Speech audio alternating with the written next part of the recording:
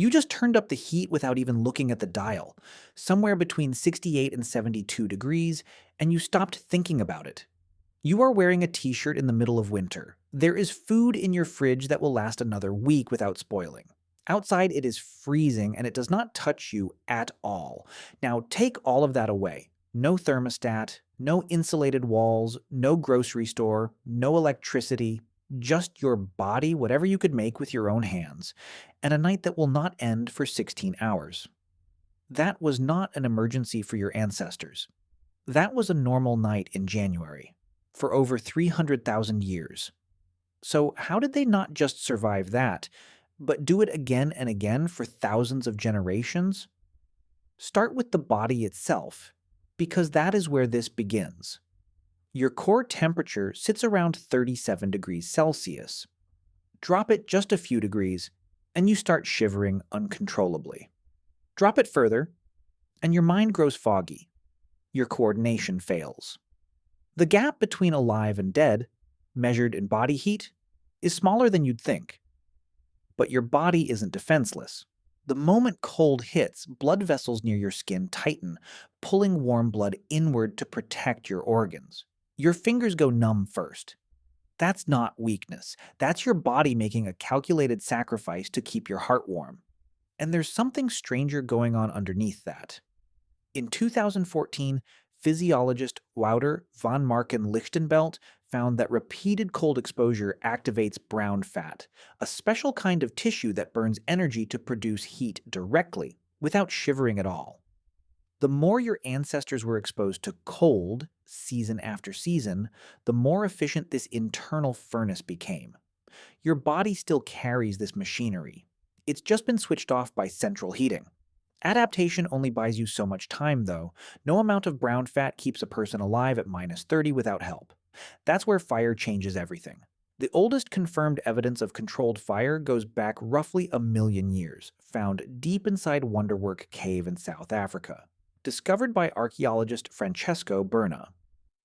But making fire and surviving a brutal winter are two different problems. The real test came later when early humans pushed north into places where the temperature dropped far below freezing for months at a time. Fire alone wasn't enough, though. Step a few feet from the flame and the warmth disappears.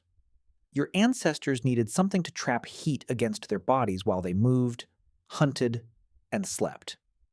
They needed clothing. Clothing barely survives in the archaeological record. Leather rots. Fur disintegrates. So researchers turned to an unlikely source: lice. In 2011, biologist Melissa Toops studied the genetic split between head lice and body lice, since body lice can only survive inside clothing seams. Her findings placed the origin of regular clothing at around 170,000 years ago. Long before your ancestors ever faced an Ice Age winter, they were already engineering portable warmth out of animal hide. Fire and clothing solved the daytime problem. But the most dangerous hours were the ones spent lying still, asleep, while the cold had all night to work uninterrupted. That's what shelter was for. Caves helped, where they existed. But caves are rare, and your ancestors needed shelter everywhere. So, in some places they built.